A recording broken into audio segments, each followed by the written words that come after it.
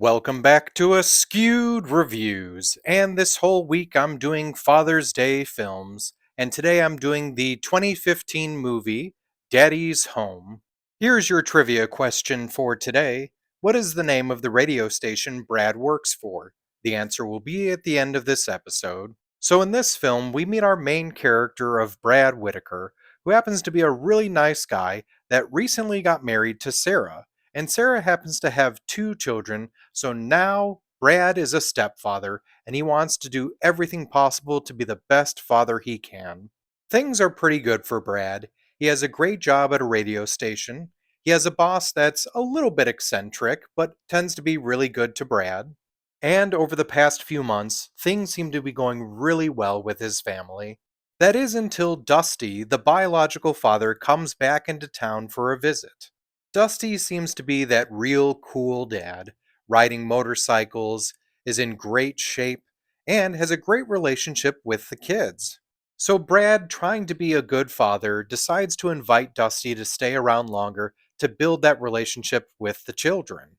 But this is around the time when Dusty starts to try and one up Brad.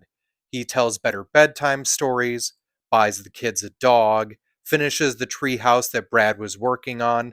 He even gets hired by Brad's boss to be the voice of their new jingle, and he keeps trying to insert himself back into the family dynamic. So this causes an ugly, jealous side of Brad to emerge, where he starts to do things he normally would not do just to try and one up Dusty. So, for the sake of the kids, can Brad and Dusty finally put this aside and just become good co parents? This movie was directed by Sean Anders. The film was almost directed by Atan Cohen. The original plan was to have Will Ferrell play the character of Dusty, and then they were going to bring in Ed Helms to play the character of Brad. Now, once they decided to actually have Will Ferrell play Brad, they needed a new Dusty. And before going with Mark Wahlberg, they were planning on using Vince Vaughn. This wasn't the first time of teaming up Will Ferrell and Mark Wahlberg, as they had previously appeared in the film The Other Guys. Bobby Cannavale plays the character of Dr. Emilio Francisco, which is actually two names taken from Will Ferrell movies. Emilio is a name shouted from A Night at the Roxbury, and Francisco is a name that's said in Elf. Other actresses and actors that appear in this film that you might recognize are Linda Cardellini, Thomas Hayden Church, Hannibal Buress, Bill Burr, John Cena, Alessandra Ambrosio, Paul Scheer, and Kobe Bryant. The dog in the film, which is so lovingly called Tumor, actually had its eyes CGI'd to look milky. During the skateboarding scene, Will Ferrell and Mark Wahlberg's stunt doubles were actually Tony Hawk and Mike McGill. In fact, when Brad is making the speech on the rooftop about all the places where he's skateboarded, Tony Hawk is actually feeding Will Ferrell notable locations. The NBA half-court shot scene was filmed during an actual halftime of a real NBA game between the New Orleans Pelicans and the Los Angeles Lakers.